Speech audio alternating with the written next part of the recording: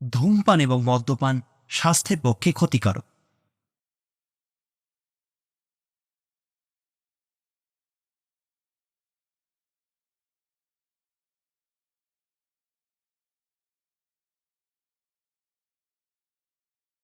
সত্যজিৎ রায়ের লেখা তারিণী খুড়োর গল্প নিয়ে আমাদের একটি বিশেষ নিবেদন, স্টোরি স্টেশন, তারিণী খুড়ো স্পেশাল। আজকের গল্প তারিণী খুড়ো ও ঐন্দ্রজালিক। এই গল্পটি প্রকাশিত হয় সন্দেশ পত্রিকায় 1986 সালে। প্রধান চরিত্রে চমকলাল ও রাজাচন্দ্র। গল্পের সূত্রধর আমি সোহম। শুরু হচ্ছে তারিণী খুড়ো ও ঐন্দ্রজালিক।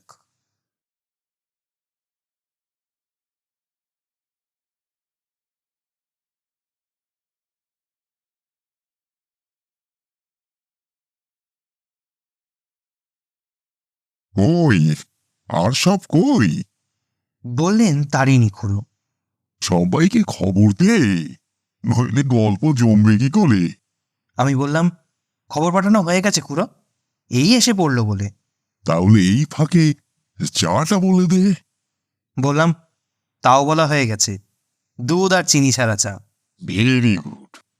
মিনিট তিনেকের মধ্যেই ন্যাপলারা এসে পড়ল।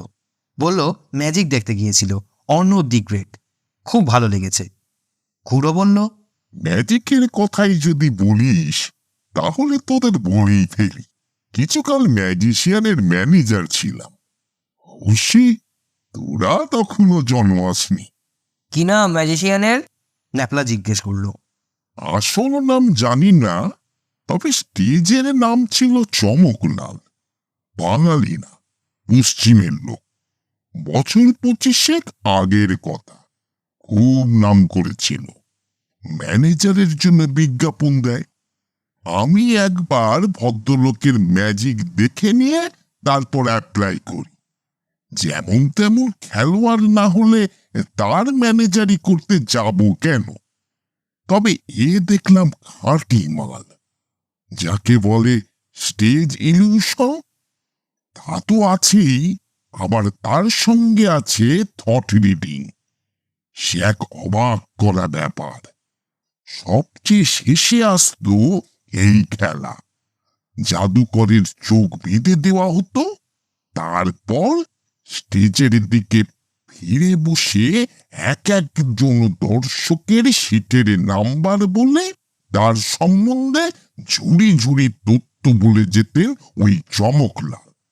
সে লোক কি চাকরি করে, তার কোনো ব্যারাম আছে কিনা, সে কি খেতে ভালোবাসে, সম্প্রতি কি থিয়েটার বা বায়োস্কোপ দেখেছে, একেবারে এক ধার থেকে সব। এমন আশ্চর্য খেলা আমি কখনো দেখিনি। এই খেলা থেকে ইমপ্রেসড হয়ে আমি ভদ্রলোককে অ্যাপ্লিকেশন পাঠাই।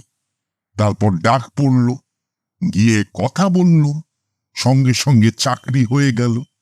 আমার নিজেরও একটু শখ ছিল দু একটা। সেটা শুনে ভদ্রলোক বোধহয় আরো খুশি হলেন। ভদ্রলোকের বয়স 50-এর বেশি না, বেশ বনে দিচ্ছে আনা। ফ্রেঞ্চ কাট দাড়ি আর গোঁফ, এগুলো নাক আর চোখ দুটো যাকে বলে দেদীপ্যমান। ওরকম জলজলে চোখ আমি খুব কম মানুষের দেখেছি। চা এলো, তাই তারিণী খুড়ো কিছুক্ষণের জন্য থামল। আমরা উদ্গ্রীব হয়ে বসে আছি আর মনে মনে ভাবছি কত রকমের কাজই না করেছেন ভদ্রলোক জীবনে। এইটাই হলো তারিণী খুড়োর বিশেষত্ব। এক জায়গায় বেশি দিন টিকে থাকতে পারেননি। এখন অবশ্য আর কাজ টাজ করেন না, বেনেটোলা লেনেই একটা ফ্ল্যাট নিয়ে রয়েছেন, আর সেখান থেকে হেঁটে আসেন এই বালিগঞ্জে আমাদের গল্প শোনাতে। বলেন বুড়োদের কোম্পানি নাকি ওনার একেবারেই ভালো লাগে না। খুড়ো অবশ্য বিয়ে করেননি, তাই সংসারের চিন্তা যাকে বলে সেটা আর নেই। চায়ে পরপর দুটো চুমুক দিয়ে একটা এক্সপোর্ট কোয়ালিটির বিড়ি ধরিয়ে খুড়ো আবারও বলতে শুরু করলেন।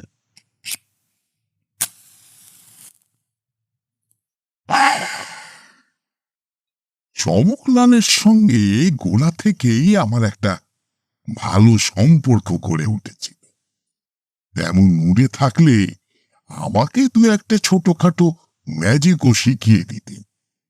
ও ট্যুরের প্রোগ্রাম আমিই করতাম, আর সে বিরাট ট্যুর।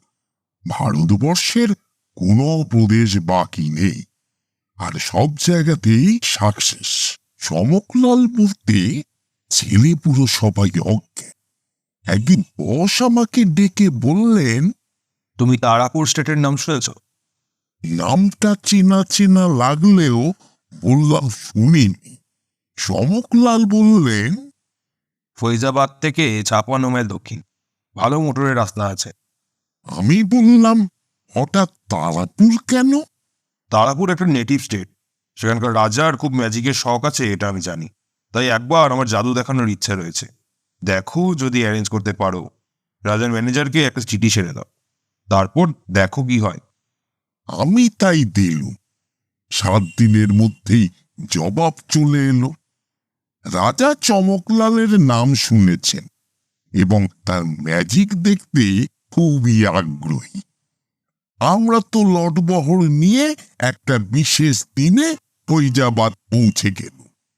11টা ট্রাঙ্ক, তার জন্য একটা লরির ব্যবস্থা করার কথা আগে থেকেই জানিয়ে দিয়েছিল। ফৈজাবাদে রাজার ম্যানেজার মাধব সিং হাজির ছিলেন। আমাদের খুব আপ্যায়ন করে একটা বড় স্টুডিবেকার গাড়িতে তুলে দিলেন। রাজবাড়ি পৌঁছে প্রথমে যে যার নিজের ঘরে একটু বিশ্রাম করল, তারপর ডাক পড়লে রাজার সঙ্গে গিয়ে দেখা করল। বছর 45 বয়স, বেশ ধারালো চেয়ার। বললেন ছেলেবেলা থেকে ম্যাজিকের শখ।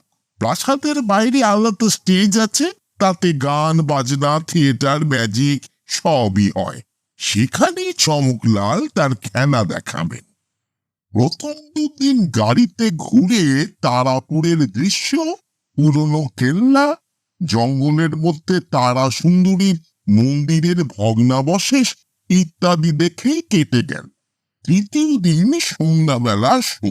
স্টেজটা একবার ভালো করে দেখে নিলুম। সব ঠিক আছে। 800 লোক ধরে থিয়েটারে। হাউস যে ফুল হবে তাতে কোনো সন্দেহ নেই। ম্যাজিক দারুণ হলো। এখানের লোকে যে এ জিনিস কখনো দেখেনি সেটা তাদের ভাবে ভাবে বুঝতে পারছিল। ম্যাজিকে এঙ্কর দেয় শুনেছিস কখনো? তারাপুরে তাও হয়েছিল। একই ম্যাজিক 2 বার করে দেখাতে হলো। সবশেষে এলো থট রিডিং এর খেলা। জনা 4-5 লোকের বিষয় আশ্চর্য সব তথ্য বলে দিয়ে চমকলাল হঠাৎ বললেন, আমি এবার হিজ আইনের সম্পর্কে কিছু বলতে চাই, আশা করি তার কোনো আপত্তি হবে না। রাজা যেন একটু উসখুস করে তারপর বললেন, গো আহেড। চমকলাল অবশ্য প্রথমেই অ্যাপোলজাইজ করে নিলেন রাজাকে বাছাই করার জন্য। তারপর চলল রাজা সম্বন্ধে তথ্য পরিবেশন। 12 বছর বয়সে রাজার টাইফয়েড হয়েছিল। বাঁচার কোনো আশা ছিল না। শেষে এক ফকিরের ঝাড় ফুঁকে ভালো হয়ে ওঠেন। রাজা ব্যাপারটা স্বীকার করলেন। তারপর চমকলাল বললেন যে রাজার একটা আশ্চর্য গুণ হলো যে তিনি 2 হাতেই লিখতে পারেন। এটাও রাজা স্বীকার করলেন। তারপর জানা গেল রাজা একবার একটা বাঘ মারতে গিয়ে সেই বাঘের দ্বারা আক্রান্ত হয়ে পিঠে আঁচড় খান। তারপর শিকারের দলের এক সাহেব নাম ডানকান কুক বাঘটাকে গুলি করে মারেন। রাজা এই ঘটনাও অস্বীকার করলেন না।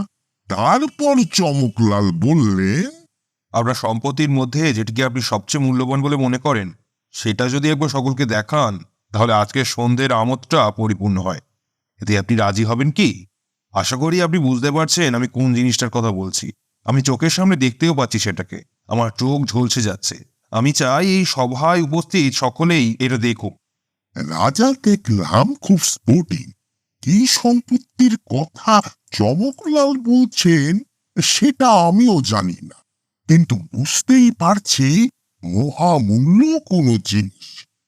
রাজা বললেন, যে সম্পত্তিটার কথা জাদুকর বলছেন সেটা আমি কখনোই কাউকে দেখাই না, কিন্তু আজকের দিনটি একটি বিশেষ দিন। আজ আমার জন্মতিথি, তাই জাদুকরের অনুরোধ আমি রাখছি। রাজা তার জায়গা ছেড়ে উঠে বেরিয়ে গিয়ে আবার 10 মিনিটের মধ্যেই ফিরে এলেন। চমকলালের হট রিডিং এর খেলা শেষ হয়ে গেছে, তাই তিনি চোখের বাঁধন খুলে ফেলেছেন। রাজা তার হাতে একটা জিনিস দিয়ে বললেন, এটা আমি জাদুকরকেই দেখাতে অনুরোধ করছি। চমকলাল যে জিনিসটা তুলে ধরলেন এবং যেটা স্টেজ লাইটের আলোতে ঝলমল করছিল, সেটা একরকম মহামূল্য পাথর। রং সবুজ, কাজেই মরকত বলেই মনে হয়, কিন্তু এত বড় মরকত আমি কল্পনাও করতে পারি। এদিকে সবাই হাততালির চোটে কান পাতা যায় না।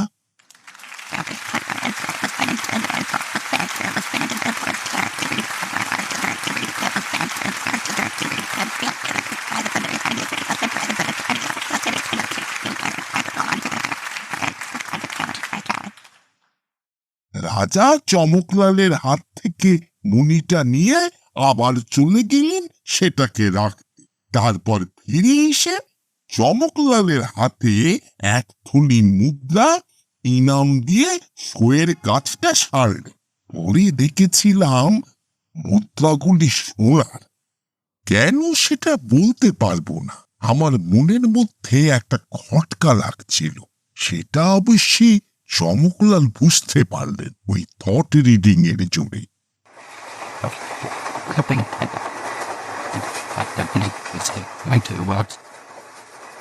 ট্রেনে যখন ফিরছি তখন আমাকে বললেন, কি ব্যানার্জি, এত কি ভাবছো? আমি আর কি বলি, বললাম যে তারাপুরের সমস্ত ব্যাপারটা আমার মনে একটা খটকার সৃষ্টি করছে। প্রথমত, এত জায়গা থাকতে তারাপুর কেন? চমকলাল বললেন, তার কারণ জানতে চাও? তাহলে তোমাকে একটা গল্প বলতে হয়। তা বলুন না। তোমার ধৈর্যচ্যুতি হবে না তো? মোটেই না। তবে শোনো, ওই যে পাথরটা দেখলে সেটা কোথায় পাওয়া যায় জানো? কোথায়? তারা সুন্দরী মন্দিরে বিগ্রহের গলা থেকে সেটা খুলে নেওয়া হয়। তাই বুঝি? তারাপুরের রাজা মহেন্দ্র সিং তখনও বেঁচে। তার 2 ছেলে, বড় হলো সুরজ আর ছোট হলো চন্দ্র। তারা দুজনেই ছিল ওস্তাদ শিকারী। 2 ভাই একদিন শিকার করতে যায় তারাপুরের জঙ্গলে। গভীর বন, তাতে দিনের আলো প্রবেশ করে না বললেই চলে। সেই বনে শিকার খুঁজতে খুঁজতে বড় ভাই সুরজ সিং তারা সুন্দরীর মন্দিরটা দেখতে পায় এবং ছোট ভাইকেও দেখায়। দুজনে একসঙ্গে প্রবেশ করে মন্দিরে। সুরজ সিং ছিল সভ্যভব্য, কিন্তু চন্দ্র সিং ছিল অত্যন্ত লোভী প্রকৃতির। সে বিগ্রহের গলায় মরকতমণিটা দেখেই সেটাকে হাত করে নেয়। এ ব্যাপারে সুরজ আপত্তি করেছিল, কিন্তু চন্দ্র তাতে কোনো কানই দেয়নি। তারপর কিছুকাল কেটে যায়। রাজা মহেন্দ্র সিং এই মরকতমণির বিষয় কিছুই জানেন না। এদিকে চিরকালের লোভী চন্দ্র তখন গদিতে বসার লোভ করছে, কিন্তু নিয়ম মতো সিংহাসন পাওয়ার কথা ছিল বড় ছেলে সুরজ সিংয়ের। চন্দ্র সিং তখন চূড়ান্ত উপায় অবলম্বন করল। বড় ভাইয়ের শরবতে বিষ মিশিয়ে তাকে হত্যা করার চেষ্টা করল। সুরজ সিংয়ের হৃৎপিণ্ডের ক্রিয়া বন্ধ হলো। পাশে ডাক্তার কিছু সন্দেহ করে সুরজ সিংয়ের লাশ পরীক্ষা করেন, তাই চন্দ্র সিং চটপট তার সৎকারের ব্যবস্থা করে লাশ শ্মশানে পাঠিয়ে দিল। সেটা ছিল শ্রাবণ মাস। বজ্রপাতের সঙ্গে সঙ্গে তুমুল বৃষ্টি আরম্ভ হলো শ্মশানে।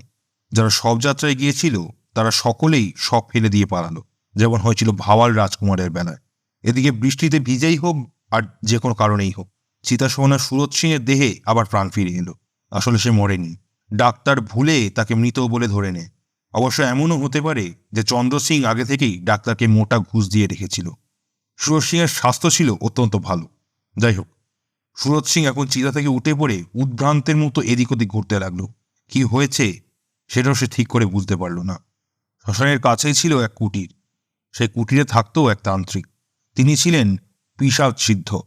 তন্ত্রের অনেক কায়দাকানুনই তার জানা ছিল। সে সুরজ সিংকে দেখে চিনতেও পারলেন এবং অনুকম্পা বশত তার কুটিরে আশ্রয় দিলেন। তারপর তিনিই মন্ত্র বলে সব ঘটনা বুঝতে পেরে সুরজ সিংকে বুঝিয়ে দিলেন।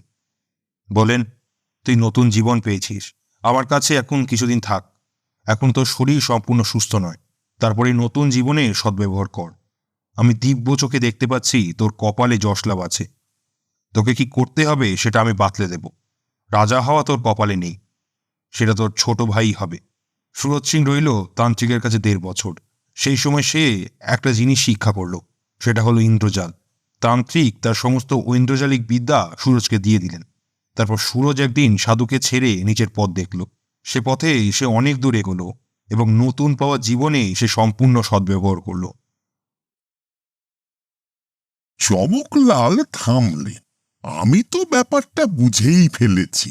বললাম, সুরজ সিং আর চমকলাল তো একই লোক, তাই নয় কি? চমকলাল মৃদু হেসে বললেন, তুমি ঠিকই ধরেছ। আমি বললাম, কিন্তু আমি একটা জিনিস বুঝতে পারছি না, আপনার উপর যে লোক এত অত্যাচার করলো, আপনাকে হত্যার চেষ্টা পর্যন্ত করলো, তাকে আপনি শুধু ম্যাজিক দেখিয়ে ছেড়ে দিলেন? আপনার মধ্যে কি প্রতিহিংসার ভাব ছিল না মোটেই? তা থাকবে না কেন? আমিও তো মানুষ। তাহলে তাহলে আর কি? তাহলে এই বলে চমকলাল তার পকেট থেকে একটা জিনিস বার করে আমার সামনে ধরলেন। তার তর্জনী আর বৃদ্ধাঙ্গুষ্ঠের মধ্যে থেকে চোখ ধাঁধানো রশ্মি আমাকে প্রায় অন্ধ করে দিল। এই হলো তারাসুন্দরীর অলংকারের মরকত। রাজার কাছে এখন যেটা আছে সেটা ভুয়ো জাল। সেটা আমি তৈরি করিয়ে রাখি তারাপুর যাওয়ার আগে। সামান্য হাত সাফাইয়ের ব্যাপার আর ব্যাপার আর ব্যাপার আর ব্যাপার আর ব্যাপার আর।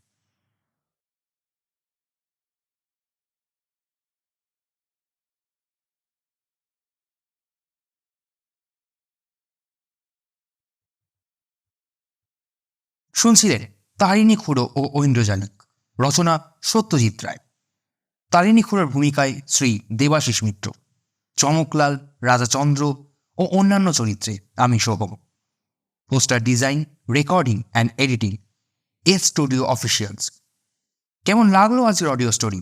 কমেন্টের মাধ্যমে আপনার মূল্যবান মতামত জানাতে কিন্তু ভুলবেন না। আর ভালো লাগলে অবশ্যই লাইক করুন এবং সাবস্ক্রাইব করুন স্টোরি স্টেশনকে, এবং পাশে থাকা বেল আইকনটি ক্লিক করে নোটিফিকেশন অল করে দিন, যাতে একটিও audio story related update miss না হয়। এবং শেয়ারের মাধ্যমে আপনার আত্মীয় স্বজন এবং বন্ধু বান্ধবদের শোনার সুযোগ করে দিন।